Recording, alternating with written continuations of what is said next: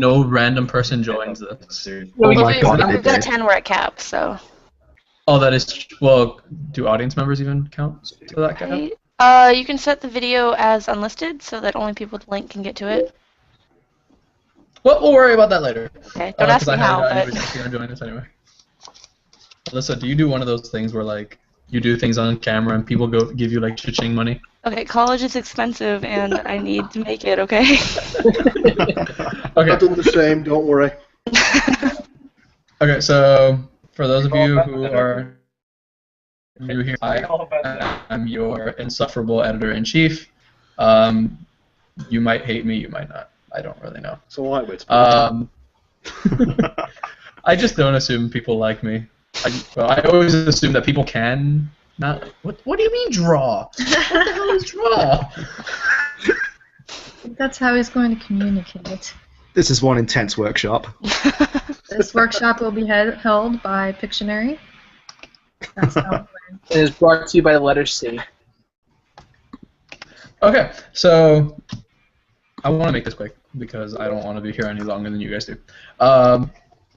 So the reason we're all here is because starting this week we began our new view quota, which was quite a big jump from the way we've been doing things for the past 3 years.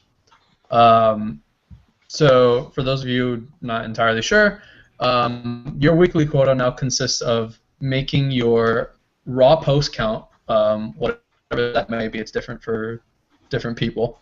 If you don't know what it is, it's 6. Just by the way. Cool. But in addition to that, you do need to be making a minimum of 700 views throughout the week, and that can be through those 6 pieces, or it can be through more. You just need both the 6 points and the 700 views, however you want to obtain both of them, but you need both. If that's unclear, you can just ask. But I don't think anybody's had problems with it. That's pretty cool. So then the reason we're here because of that is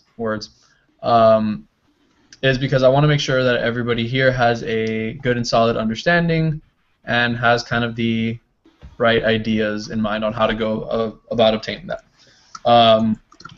Essentially, I'm here to help you maximize however many views and however big the audience you can get on any one of your posts. Who is messaging? Not me, I'm listening to you 100%. Yeah.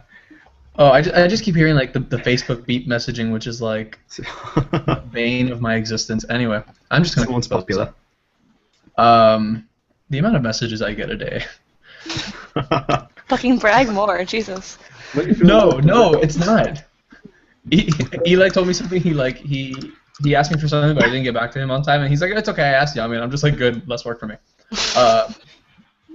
Anyway, I promise you guys can ask me questions whenever the hell you want.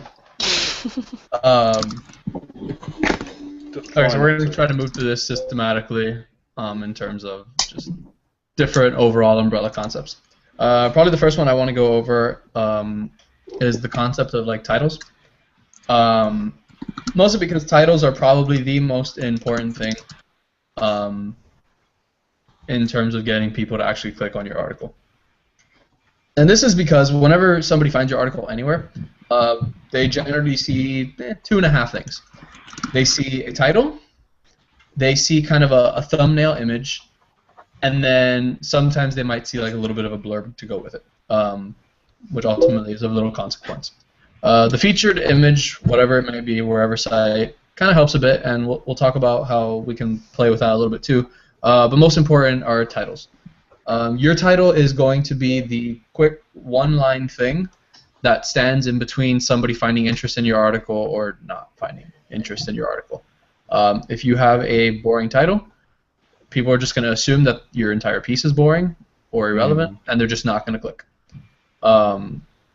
No matter how amazing your piece might actually be in reality. So I want to start something that we did last time that I think worked fairly well. Can you all go open up your browser or whoever has a browser accessible to them, James, if you don't, that's fine. And just Well, I know I see you like on a couch, so I don't know if maybe like you're on a console or something. Anyway. You look too casual to do Well, I this. apologise. I don't want a suit, but I couldn't be asked. Anyway, can you guys pull up BuzzFeed?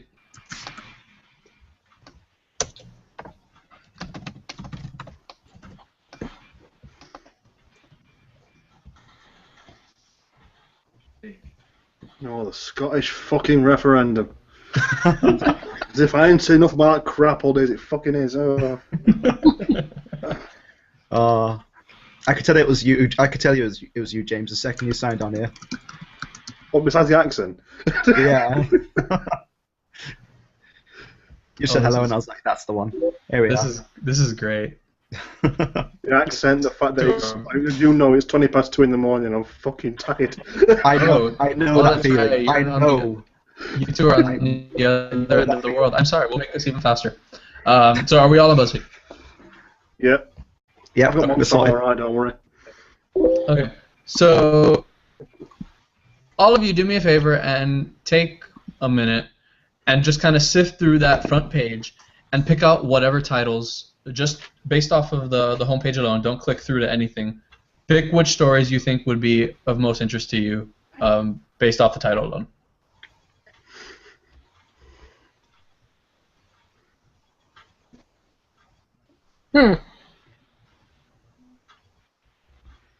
And if you want, type it out in the comments or something.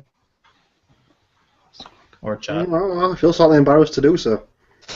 How about 20 hilariously weird Amazon reviews? Yeah, that's the same thing I was You looking at. took mine. Yes. If Pokemon were named by British people. Do you have like a different front page of BuzzFeed than we do? It really doesn't matter. You guys can do whatever you... Actually, yeah, that probably is true. You guys in the UK probably have different titles. I've got to say, all the UK for that, I've forgotten your name, I do apologise. Scroll down the page a bit to find the Pokemon named by British people.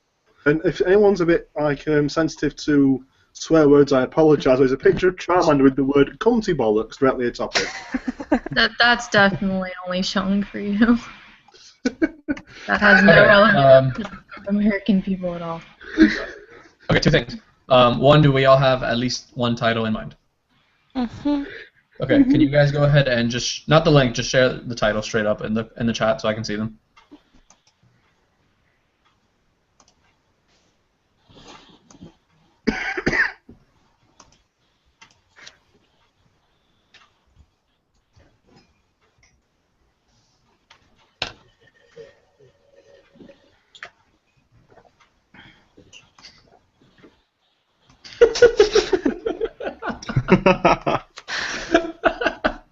I love this. I had the Surge one too. That's the same one I had. That's fine. I expected nothing different. Okay. Now, before we start looking at each of those, I want to explain why we're on BuzzFeed, a non-gaming site. As I'm sure each of you knows, BuzzFeed is probably one of the most successful sites that exists at this point in time. And if we are trying to become a site that stands on its own 2 feet and makes business, well, why not imitate the best site out there?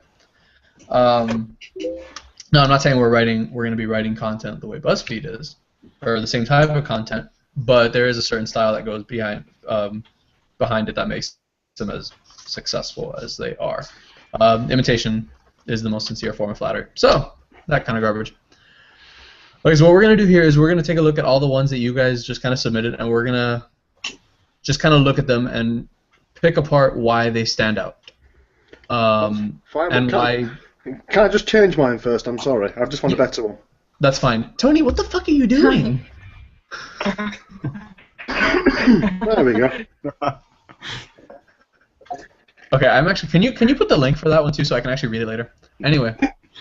Oh, bloody me, when I have pizza earlier, don't bother. Okay, so we'll start one by one. Yes, it does, Tony. Alyssa, do you want to take a stab at why that title stood out to you? It offers a variety of things. Like, there's 32, and it's got the freaking like awesome creative buzzwords in there. It's offering variety and a whole bunch of different really cool things to kill time with. Okay. You kind of nailed it. So the first thing of note is the 32. Side note on this is that BuzzFeed likes to do a lot of this sort of articles simply because, as you all either know or will find out, people on the internet tend to be kind of lazy. They're here to read for their own leisure for the most part. They do not want to bog their brains down with heavy loaded content. So what BuzzFeed does is they give these sorts of lists that are just incredibly simple to sift through. In that they're usually just one-liners accompanied by like some funny image, GIF, what have you.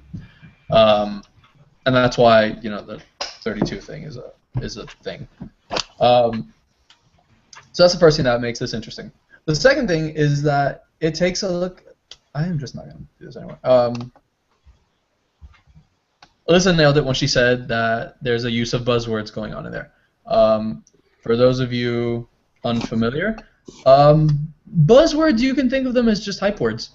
Words that are intended to kind of exaggerate things, to really stand out and grab attention, those sorts of things. Like, you can see there'd be a difference if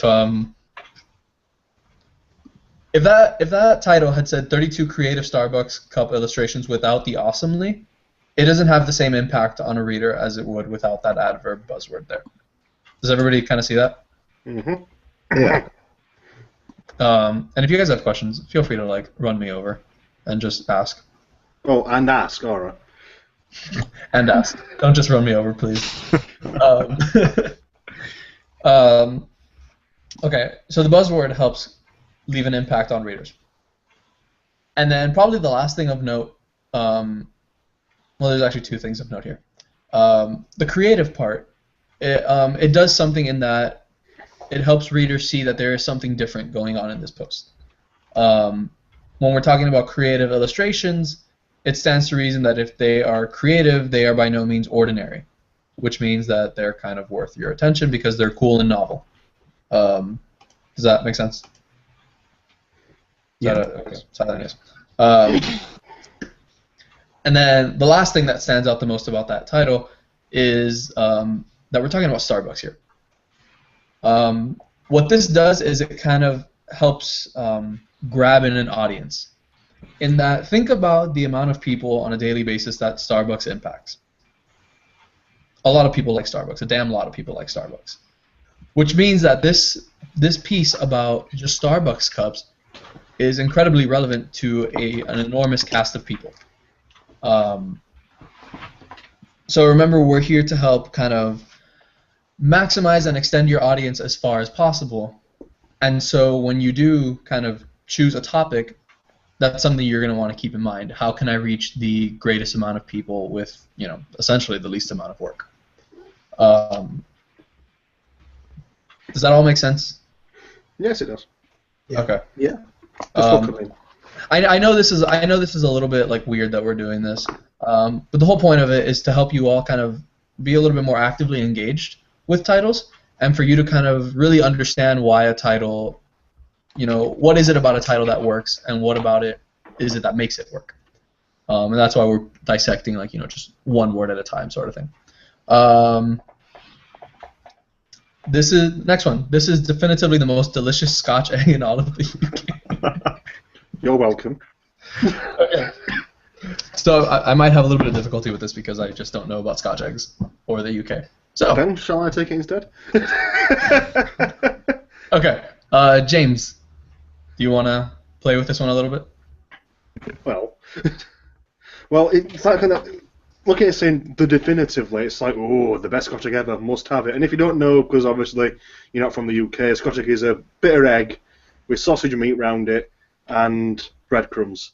I can see a nod going there, so I know I'm doing well. I'm getting it right. But yeah, over here, they're a very important thing to eat anyway. And the Scottish vote coming through at the same time means you've got the definitive most delicious thing that's Scotch egg in the world, in the UK right now. And the fact you've also got Scotland at the same time, people go, ooh, Scotland and eggs, perfect. Two things put in at the same time. So if someone thinks I'm hungry, oh, Scotch egg. Someone thinks, oh, what about Scotland? Oh, look, Scotch egg. Done. Good. That was good. So let's pick this one apart myself. I think there's one thing that I wanted to note that I don't think you really touched on. And it's right at the very beginning, where it says this is the XYZ. And so when something tells you this is, it's leaving an air of mystery behind the title, in that you don't know what this is unless you actually click through. Do you guys see kind of like the allure that's hiding behind that? Is that a yes? Is that a yes? Yeah. Well, to be fair, there's more of an allure to the British than the American in that title, anyway. Oh, To absolutely. be honest, let's be fair. Yeah. Oh no, there is, but I'm just going over a title here. Yeah. Just for the sake of kind of hammering that point in, I don't know if any of you have gotten a chance to look at some of the views that we've been getting on different articles, and you'll note that Ed wrote something about 2 days ago on if you like these 5 games, you will definitely like Destiny. And you'll note that he kind of put in there these 5 games. And again, what that does is you don't know what the hell these 5 games are, but you're going to want to know because it's making such a bold impact, these 5 games. And it's more of an impact than if you had just said 5 games that you'll like if you like Destiny. It's more of an impact if you say these for some reason. Yep. Next, and James hit that pretty well when he picked up on the word definitively. Definitively is kind of lesser of a buzzword, but it still carries a good amount of strength with it, in that when you say something is definitive, it is unchallenged. There is no competitor to what they are saying right here, is the most delicious Scotch egg in the UK. Which helps piggyback off of the whole, like, this is, quote unquote, because once again it's telling you there is one to rule them all. I made a reference to something there, and I'm not sure what it is. Godzilla. I sure hope so. Mario, right? Next, the most delicious. It's a superlative. It just tells you there is absolutely nothing better, and we've hit that enough already. So I'm gonna keep going on, and then the rest is delicious Scotch egg.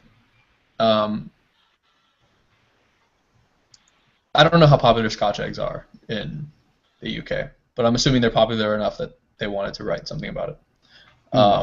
Popular enough, yeah. Yeah. There's something else that it does here where it uses the word delicious. When we're talking about something that is delicious, we're talking about food. And food is something that is relevant to, I'm going to go balls out and say 100% of people in that community. And you see how that captures an audience right then and there on its own.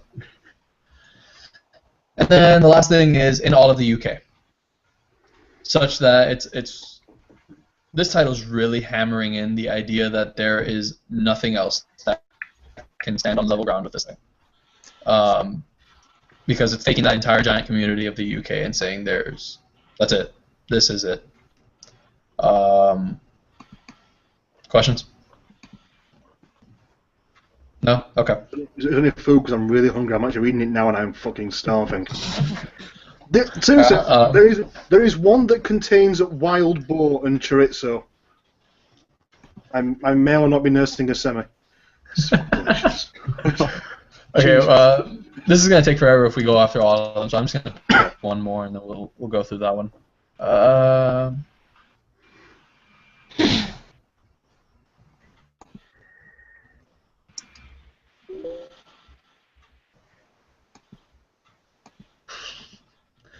Last workshop had a boob article too.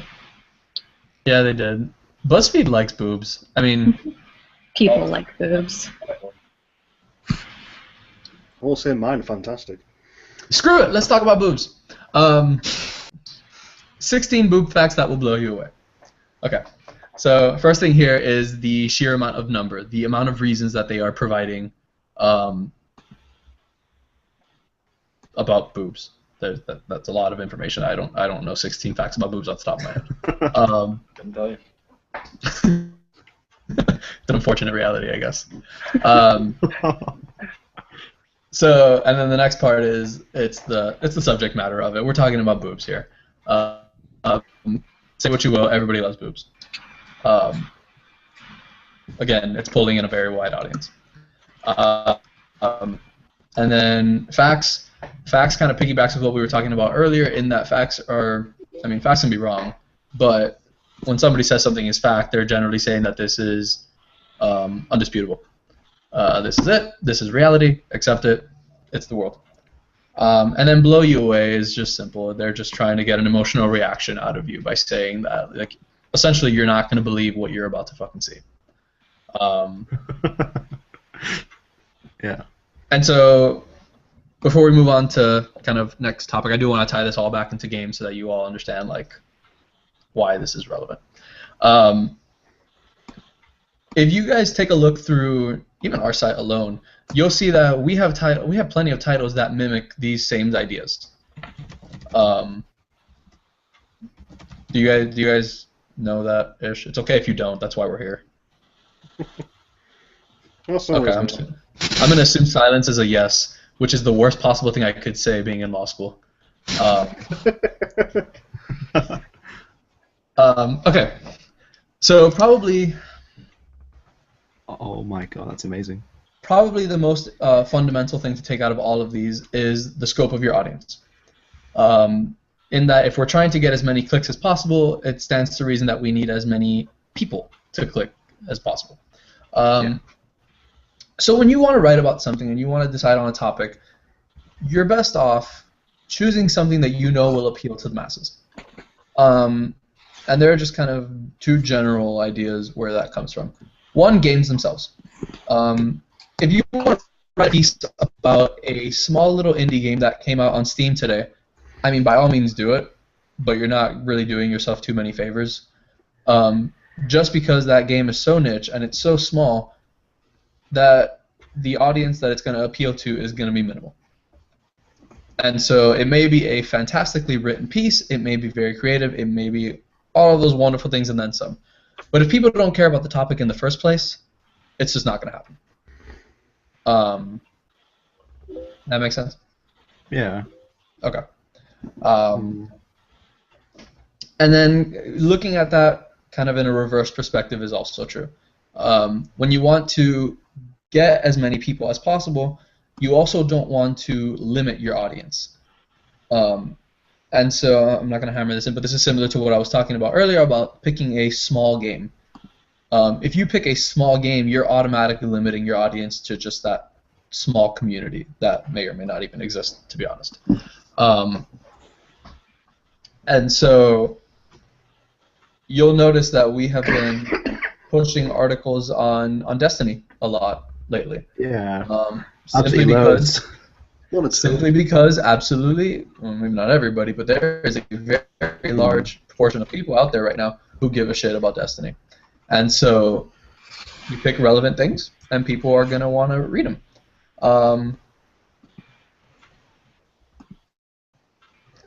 Side note on that actually is the game itself should be important, but it should also be relevant at the same time. So we used this example in the last meeting where we talked about like Far Cry 3. People loved Far Cry 3. That was fantastic. It was a great game. But if you wanted to talk about Far Cry 3 now, nobody's going to care. That game's about a year old. It's been discussed several times. All the information that's out there for it is probably already out there. So because I'm wearing a Far Cry 3 shirt, is that why you brought that up? Oh, no, I didn't even see that. Is that Blood Dragon? Because that game was miserable. That's Blood Dragon, though, yeah. I'm so sorry. Anyway. The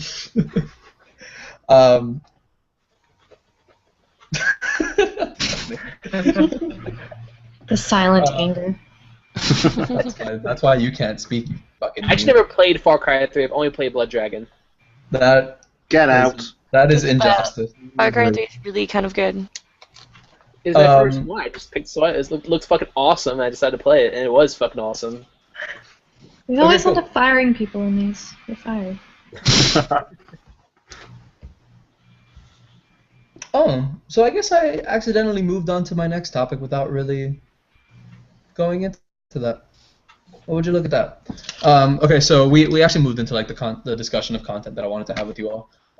But before, I just want to make like one kind of closing note on titles, and maybe something of a rules of thumb if you're ever confused about what a title should look like. Titles should always be clear in ideas. That is, when somebody reads your title, they know exactly what you're talking about. As in, they don't need to kind of sit there for a second and try to figure out what exactly what could be overly complicated title might be. My personal rule, which I think plenty of people should follow, is that your titles should be kind of seamless, streamlined ideas. As in, when you read something, it should just kind of roll all together really quickly. And by that I mean, try to avoid the usage of like commas, colons, semicolons, mostly because whenever you do throw things like that in there, you begin to share too many ideas in a title. What's up? What if the title of the game has a semicolon in it? Well, okay, Or this is not not a semicolon, just whatever, just a colon. This is not like a hard and fast rule. Exceptions do apply. If the name of the game has a colon in it, for the love of God, please do it. Okay, I wasn't sure if that, like, with the whole SEO thing, that, like, maybe the titles, I don't know. I tested that today with Call of Duty Advanced Warfare, and I have a feeling it picks up on it without, even if there's a colon there. Okay. I will get back to you on that as soon as I actually figure that out myself. It does. If you've got a colon, it will bypass it and just unlock the two main words. Awesome. Five Guys, you lucky bastard. Guys. Anyway. Everyone saw that? Sorry. Yeah. Embarrassing. As I was saying. You sucked so loud we could all see it. You suck so loud. He does, and he'll find out on Sunday when I whoop his ass in fantasy football. Are we gonna like transition this into a sexual harassment seminar too? I mean, you can. That's how I always end up anyway. Yeah. Okay, but back to what we're doing, so I can get so we can all get out of here, because I'm sure you don't want to listen to me any more than I want to listen to me talk. Nah. Seamless ideas. Avoid the usage of colons, commas, semicolons. And like I mentioned to Ed, that's not a hard and fast rule. That's instead of going by the idea that you shouldn't have these things in your article, in your titles, it's better if you question what function they're serving in your title. So if you have to use these things in order to like just share multiple ideas in a title, then you might just be sharing too much. I mentioned earlier that people on the internet are lazy, and they don't want to read, which is true.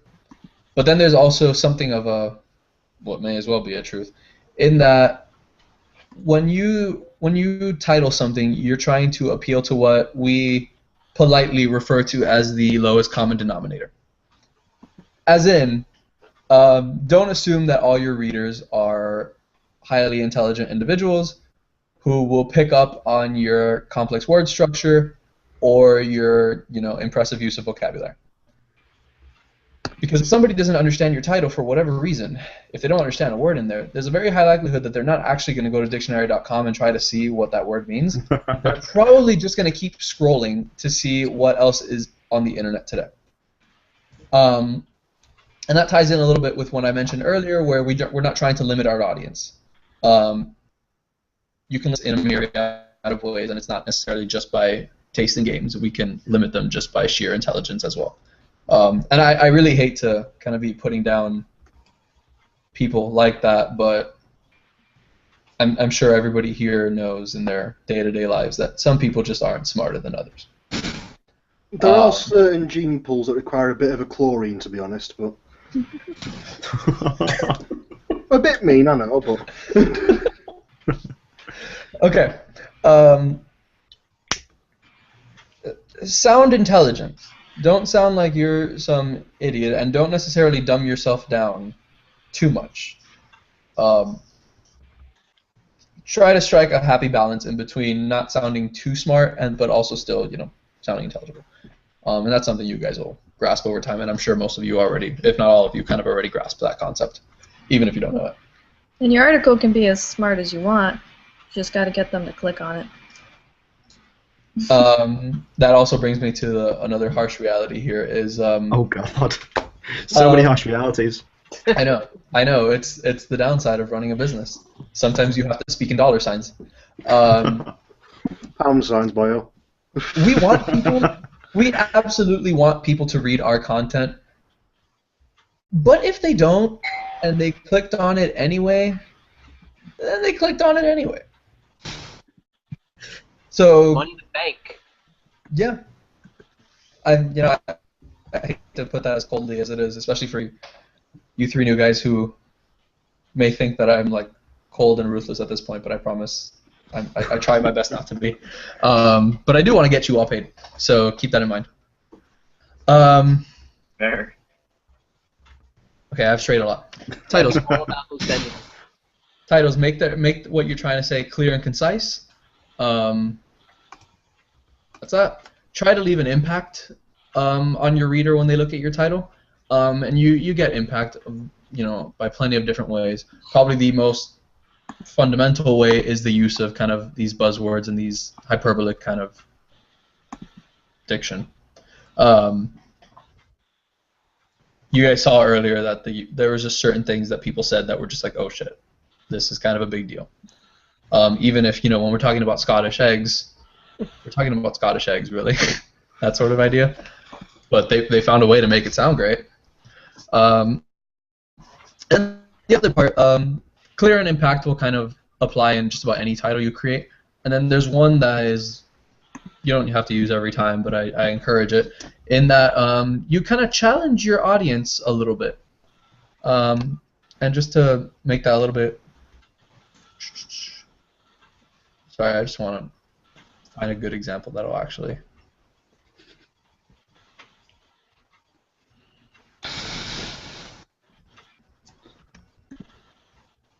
And none of them are really that good for them. Okay, so... Sorry, I'm just trying to brainstorm one. Anyone else hear a clicking noise? I'm sorry? Anyone else hear a clicking noise? Not in particular. Nope. Okay.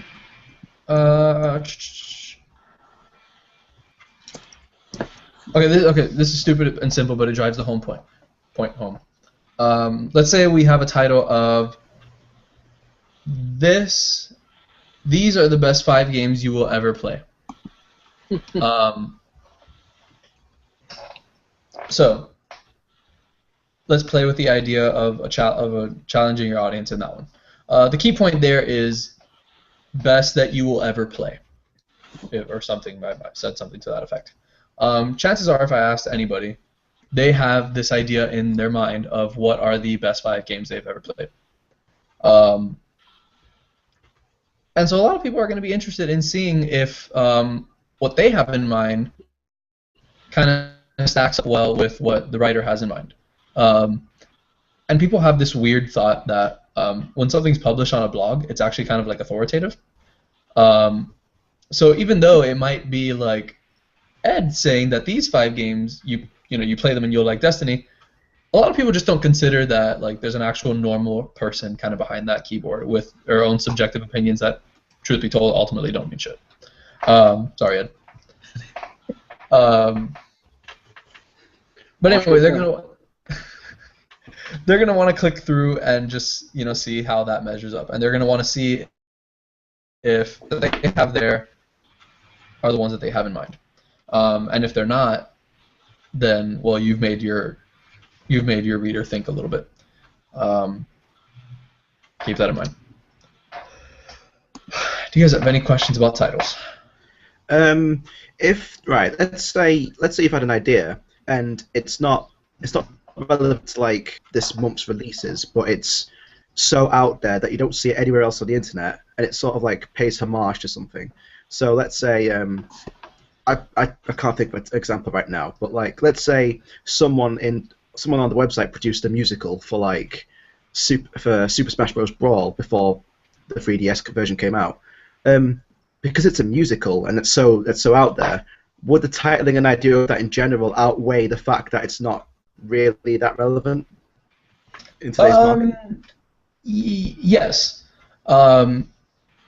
the idea is that you can flower up your title in any which way you can, but ultimately, if people don't necessarily care for the topic or the subject of your post, there's only so much you can do about that. And that's why we stress titles so much, is because you can write something about a lesser-known game and still get at least a decent audience if they see your title and they see you are making a very strong statement about that game. Saying like, this is, without a doubt, this is the best indie platformer, or whatever, insert a game title there. This is the best indie platformer you will ever play in your life. Yeah.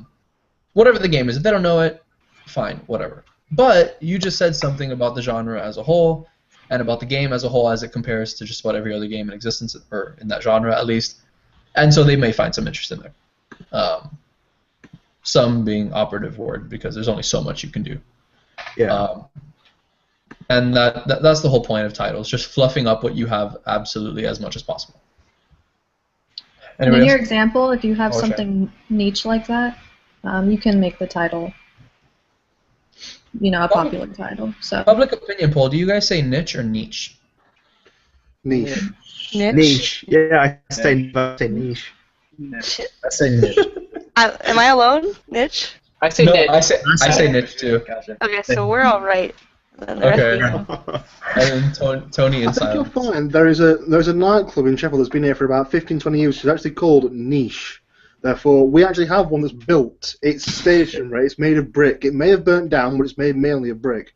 Therefore, it wins, and therefore I'm right. But you're It's probably a U in it or something in yours too, right? But there's a niche. So when people say niche, like the philosopher, I mean, what's going on there? That's Nietzsche, See, isn't when it? someone says niche, I think about Star Trek Voyager. Anyway, Right? so just a wrap-up comment on titles before we move on completely is the reason we're doing this is because next time you guys sit down and you think of a title for your piece, I want you to actively engage with it. I want you to know and understand why the words you are putting down as that title are going to grab an audience. I don't think any of you are expected to, like, I don't expect you to, for your next title to be absolutely amazing. This is just kind of one of those things you learn through practice and through exposure and through seeing the reception of your work. So you kind of figure out for yourself through trial and error, this works, this doesn't work, how do I fix it? So it's a process, but I do want to give you all this kind of foundation to work off of. Sharon, do you have anything on titles before we move on? Don't use first-person pronouns like I, we, our, because no one cares about you. Basically, don't put anything in your title that makes it sound like this is an opinion of someone on the internet that has no authority.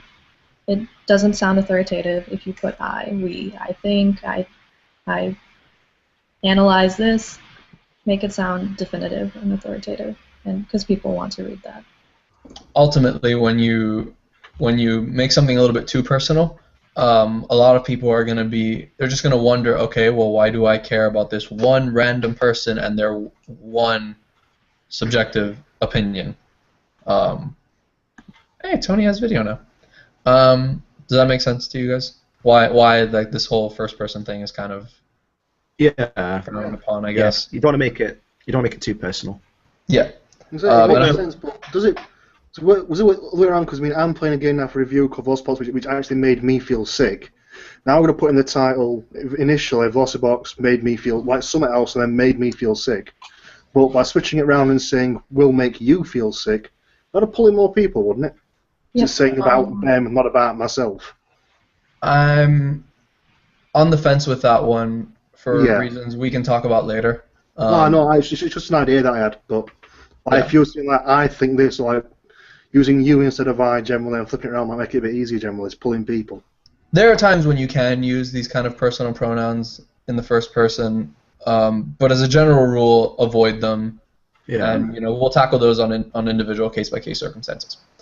Content, for the love of God. Anyway, titles are probably one of the most important things you can do, and that's why I'm sorry we spent so much time on them, but we had to spend so much time on them.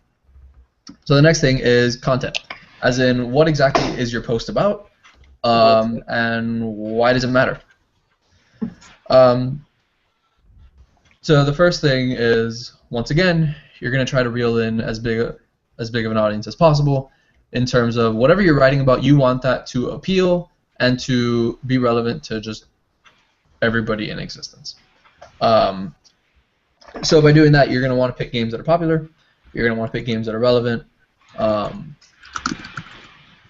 that, I mean, we kind of went into those earlier, so I don't think we need to explain that too much. Just to throw in a little also a piece of advice. It's been said probably 100 times, but it's worth mentioning again. If you're not sure what to write about, just go look at the best games at N4G. They're the hottest games for a reason, because everyone's writing about them and everyone likes to read them. For those of you who... Go ahead. Sorry, Garrett. I saw that Drive Club was on there earlier. That was kind of... I was surprised.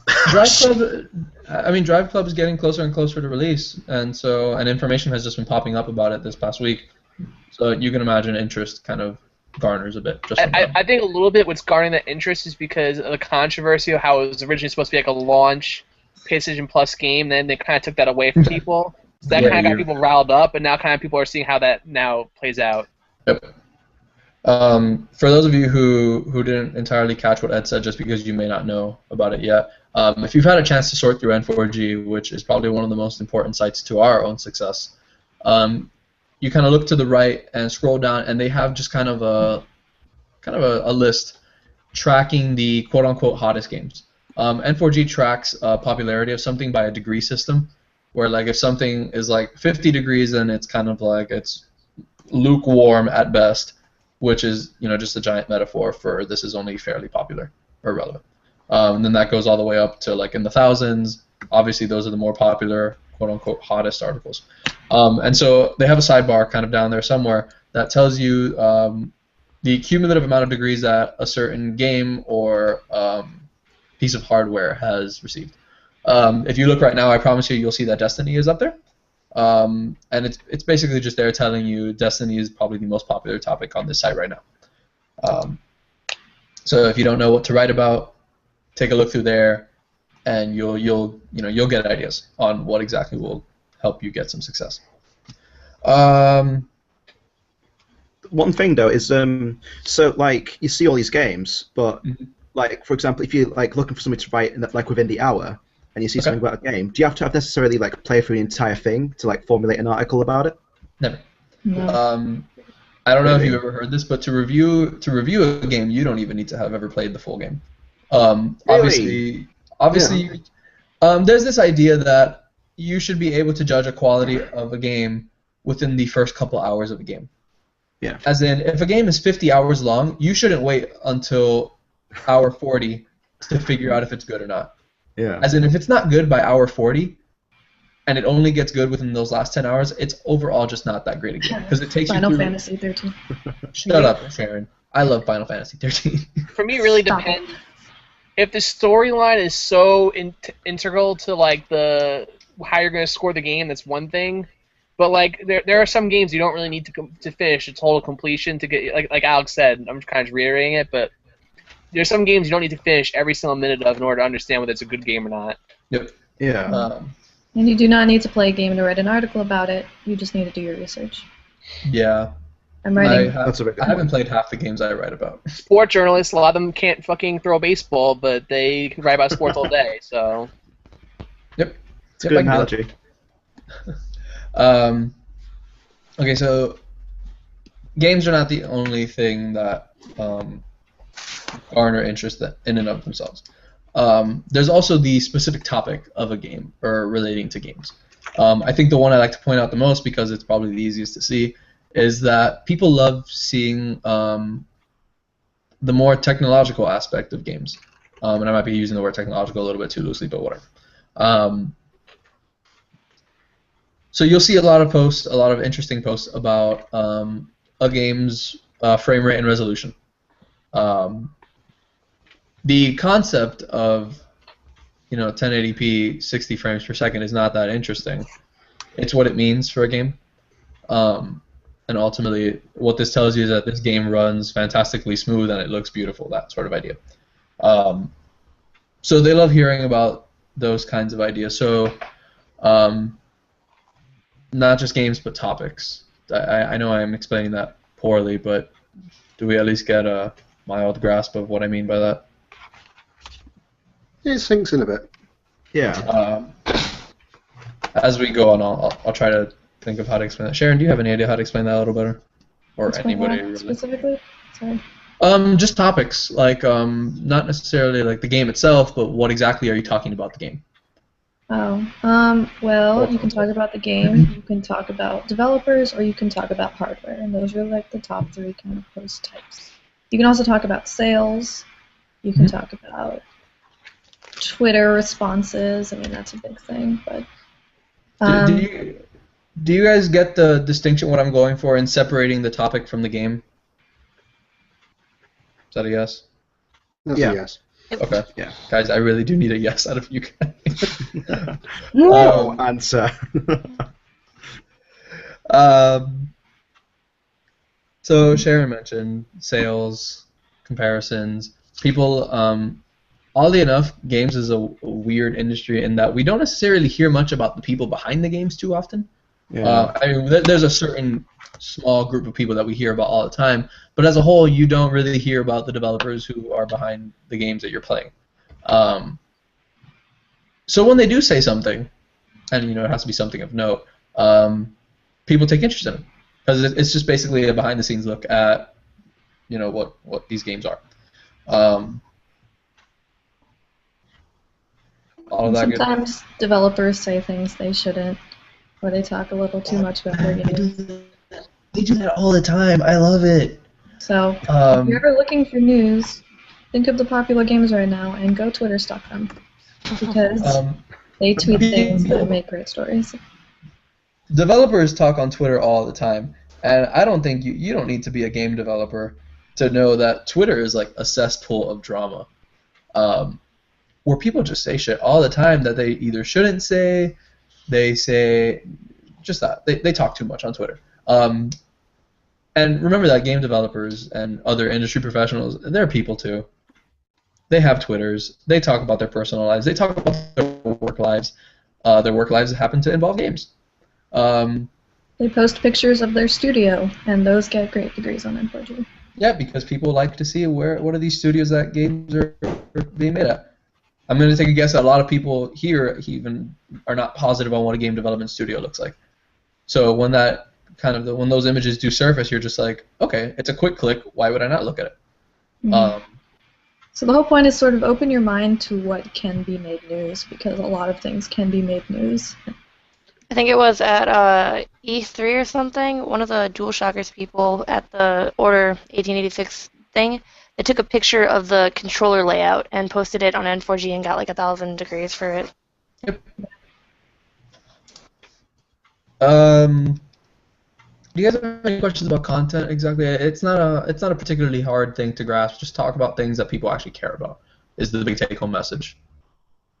And if you talk about things that people don't care about, make it sound like it relates to something they Make it sound like they should, or like they at least should care about it. Yeah. Like if you're writing about a game or like a musical about a game, say this game musical is amazing and more video games should do this. And then it relates to all gamers instead of people who care about musicals. Yeah. If it's an issue that pertains to like... Oh, I mean, if it's an issue that pertains to like all of gaming, like this game X gives us a life lesson about gaming as a whole, that kind of thing. Like if it's an issue that applies to real life as well. Yep. Oh, okay. Sweet. Gamers are people too. Make it work. In a weird like degenerative form, but they are. Exhibit A. I'll raise my hand. Okay, and I think the last big thing that I want to touch on is something that, unfortunately, we've only been realizing ourselves recently, and this will be a little bit more difficult for the new kids. Have you all written at least one thing already? It's okay if you haven't. Yes. Okay. One thing. Okay, well, when you're posting something, beneath like the actual box where you put in, your post, the content of whatever you're writing is, There's a box that says like WordPress SEO or something like that. Yeah. SEO, for you guys who don't know, stands for Search Engine Optimization. And if you have been on this earth and on the internet for at least 10 minutes, you will know that finding anything on the internet almost always starts at a search engine. So the idea behind this search engine optimization thing is that you want to quote-unquote optimize your post for search engines as much as possible, such that when somebody puts in like your keywords of interest on Google, your post will be one of the first things to come up, or at least it'll gradually become higher and higher on that list as your SEO becomes better.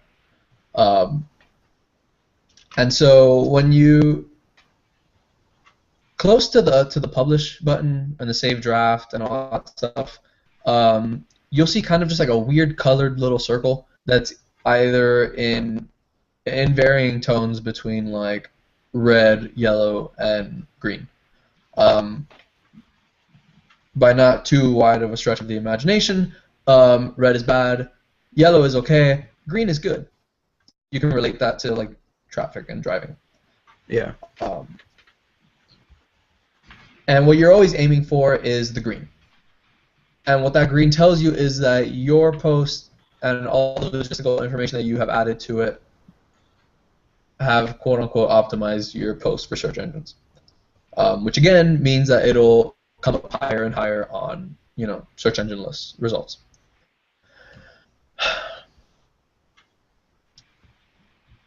I actually don't feel the need to go step by step with this because next to that indicator of SEO and it says check, if you click on the word check, it'll open up a list of things in that same WordPress SEO box, and it'll basically tell you what are all the good things and bad things about your post that make it optimized for search engines, or essentially, or don't make it optimized for search engines. So there'll be like a little red bubble next to like whatever line they list that is basically telling you what they've written is what you have in your post that's kind of hurting your rating. Naturally, green means good, and so the more green you have, the better. Always try to take care of as the reds as best as you can, so that you just make your post as optimized. I fucking hate saying the word optimized. Just by the way. Just say make better. It works. Improve. Sure. And that's something you guys will get. I think the only thing to make sure you guys do know is that there's two sections in that WordPress SEO box that are of particular importance. The first one is the focus keyword, which is in a nutshell what your whole post is about. If you released a trailer, if there's a new trailer out for Destiny, your focus keyword is going to be Destiny. That's simple enough to grasp, right? So that's at its foundation what the hell the post is about. And the second thing you're going to want to fill out is the meta description, which I believe is like 2 boxes below the focus keyword. The meta description is nothing but if you guys search something on Google right now, you'll find the link and you'll find a kind of a page title search result. Then right beneath it there will be maybe like 2 lines worth of it's just like a little brief summary on what you can expect to find on this page. That is your meta description. Make sure you write that and make sure it contains your focus keyword because that's one of the larger elements in deciding search engine optimization. But other than those two, go ahead.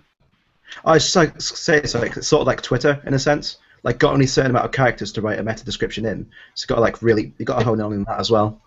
Yeah. Yeah, you got it.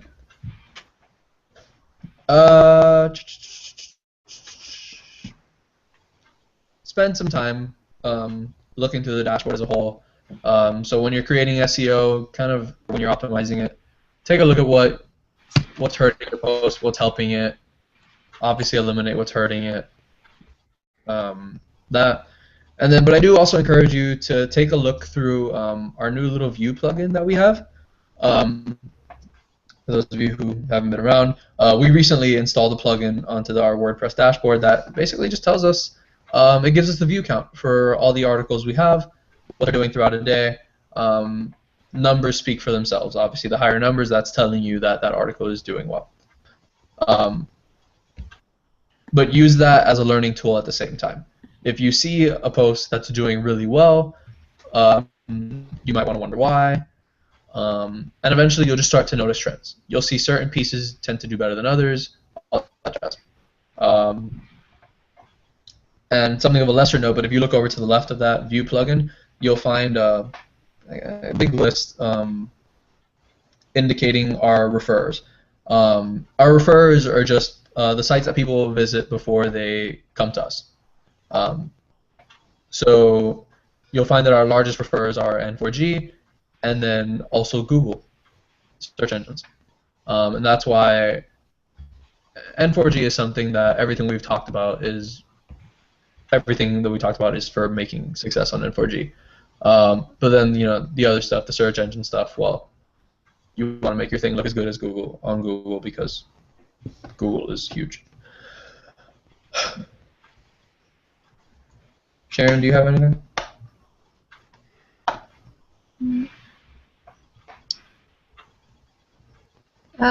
Take a look at N4G when you get a chance now and then. Look at it.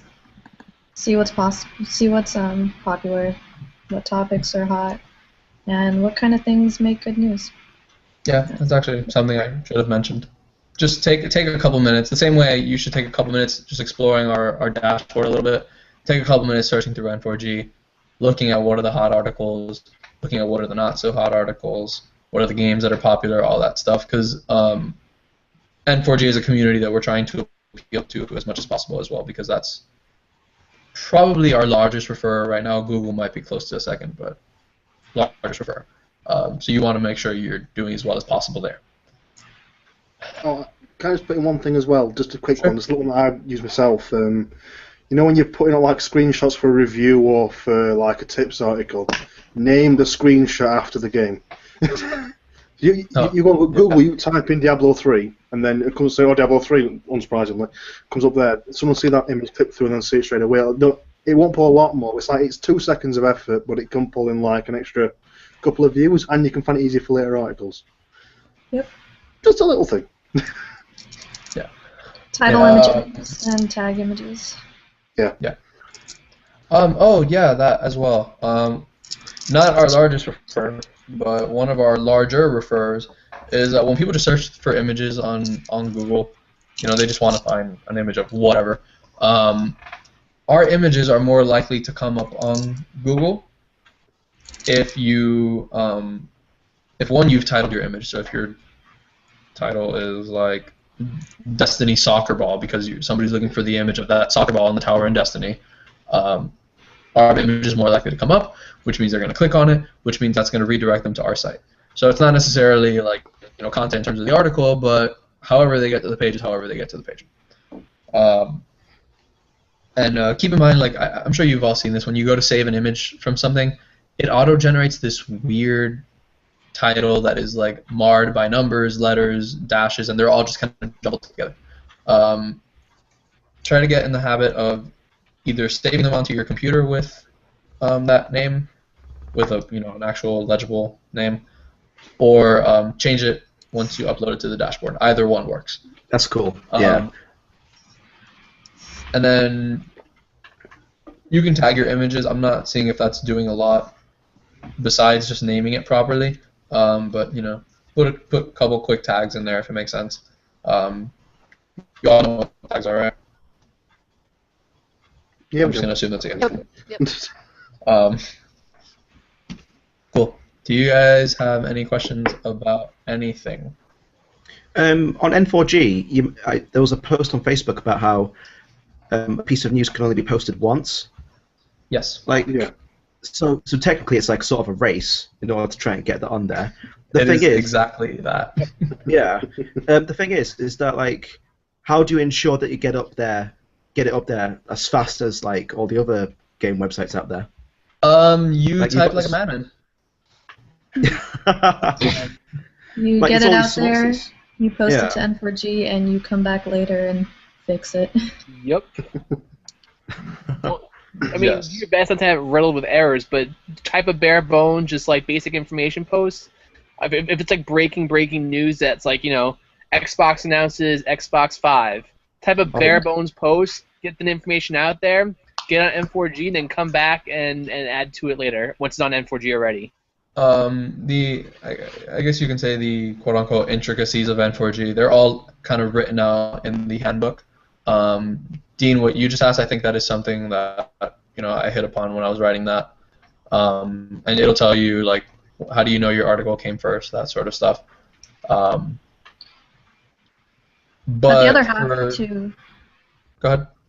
The other half to getting it first is finding news that no one else is finding, because there's a lot of competition on N4G.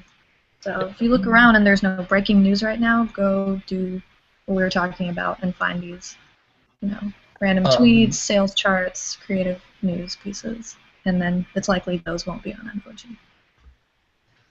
N4G. Backing up just a quick second to what Ed and Sharon mentioned about creating kind of this placeholder post, if you will. For now, while you guys are kind of getting the hang of things, especially on how N4G works, because N4G is a very kind of sort of annoyingly rule-stricken community where you will get a report for just about anything you do because that's just the kind of gig they run. Yeah. Avoid doing what they said for now until you're comfortable on N4G. Just because there's the potential of your account getting banned if you fuck up too many times and you just become a useless contributor to them in their eyes.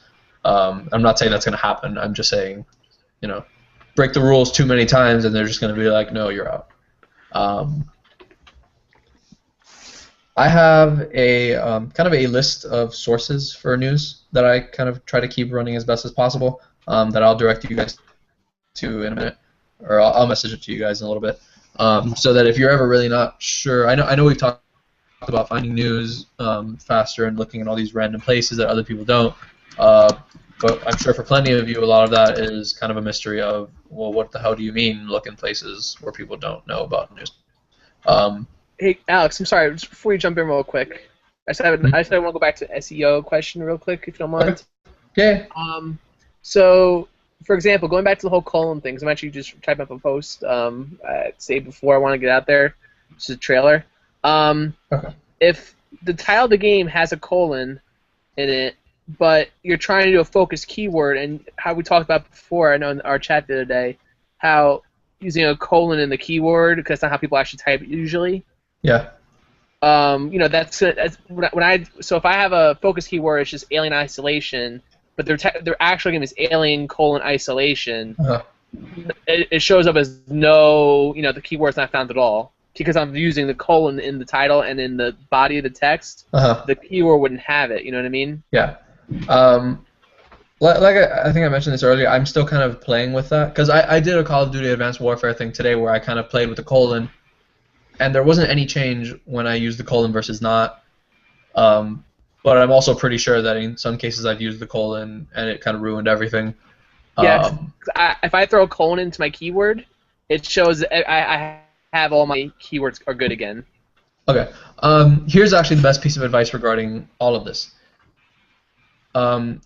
When you're listing your focus keyword, think of it from the perspective of somebody who is about to get onto Google and search a game. Ask yourself, how are people likely to search this? And people on Google don't, they don't take time to fully flesh out everything. So a lot of people might write, they might be looking for alien isolation, but plenty of people on Google won't type alien : isolation. They'll just put the two words alien isolation there and pray for the best. And if you imagine that's the way people are searching for it the most, that way it doesn't make sense for you to add the colon there. Because the whole point is for your post to come up when they search something. So write it in a way that it is similar to how they'll search it. Okay, it's just that if I would actually, do that, it's going to say my SEO is terrible because it's not finding my keyword technically anywhere in my posts. Because all my posts, because I'm obviously doing it the right way, it's alien : isolation, We'll toy with that a bit because, like I said, we're still figuring that out ourselves.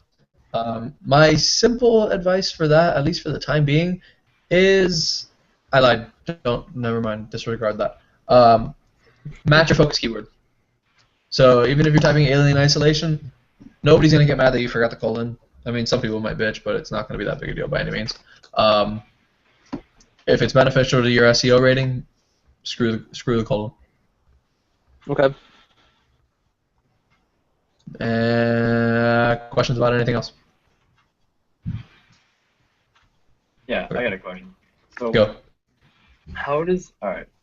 So say like right now in the last week or so, Destiny is absolutely huge.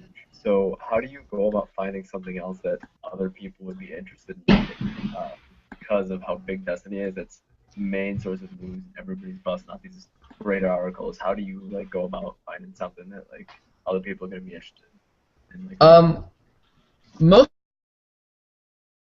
of the titles is gonna come from straight from the horse's mouth a lot of times. So you guys know that Bungie runs their own Bungie blog that they update weekly, and that's where a lot of the bigger news comes out from. But leaks of information happen everywhere, and they happen all the time. Sharon wrote, she wrote like almost 2 things basically the other day that were just straight off of Twitter. She took a look at their Twitter account. They were saying some things about the Vault of Glass raid that they put out, which was a huge deal. They said some things. She reported what they said. Twitter is probably it's a huge source of information for us because, like I said, that is straight from developers' mouths. Reddit is a very odd, convenient form of information in that the internet just collects at Reddit. So if anybody knows anything, there's a decent chance it's going to find its way to Reddit somehow. And all it takes is one person to say something for that information to be out there. On the Reddit things, browsing like the news sections of subreddits and the rising sections of subreddits, especially like new this hour, rising this hour, that's going to be where you're going to find everything that hasn't been hit on yet. Because if you just do front pages, everyone's already going to be all over that. Yep. By virtue of the fact that it's on the front page. Yeah. And in terms of knowing what to write about, just keep your finger on recent happenings. Like for the Vault of Glass things that I did, I just knew that Vault of Glass was coming out, and so I went out and I looked for Vault of Glass info. So I looked at Bungie, and they were writing about it. I looked at the Twitter account for the first team to beat it, and that was news on Twitter. I mean, just if you know what's going on right now and you kind of have an idea where to look after that. Yep. And that's as simple as going to Google yourself or Twitter. I want to stress again what I mentioned earlier, that this is a learning process for everybody. I don't expect anybody to act or to succeed amazingly off of anything I just said between like tonight and tomorrow. It's just not going to happen. And that's nobody's fault. This is, everything is just kind of it's a learning game. Titles are something you get through exposure and experience writing them yourselves and a little bit of thought. Topics and games to write about, those are things you figure out just by looking at the community for a bit. You see what people care about. That's not something that magically comes to your head. It's kind of something you piece together. So if you leave this meeting with a lot of confusion, that's okay. It'll sort itself out. And I think hopefully you guys have all seen that we're all active on Facebook all the time. There's a very small likelihood that I will ever go 2 hours without checking up on my messages or my notifications, just because everybody has questions and just things need to run smoothly. So on that note, if you ever have questions, message me, message one of the editors. Your best bet is to probably if you're online somewhere, just check to see if one of the editors is online, because there's a better chance that they're going to respond to you faster than somebody who's not online. But messages. If it's 3 o'clock in the morning where you're at and you have a question, message me. I'm not going to answer it then and there because there's a very good chance I'm asleep. But in the morning, I will get back to you. And I can't stress that enough. Ask questions. If you don't understand anything, that's what we're here for, to help you kind of figure it out and to guide you on your way to becoming awesome at this job. And with that, I'll ask one last time. Questions? Nope. Nope. Fan-fucking-tastic. Can't think of anything. So we are done here. You all can leave at your leisure. And once again, questions, feel free to ask.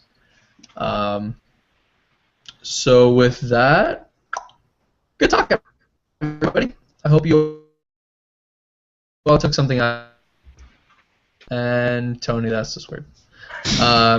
Nice to see some of your faces Okay. finally. Yeah, that is nice. You can imagine that we're all over the place, so it's not like we see each other on a regular basis. Okay, yeah, but you guys can leave. I'm gonna stop this broadcast now, and I'm gonna leave myself. So.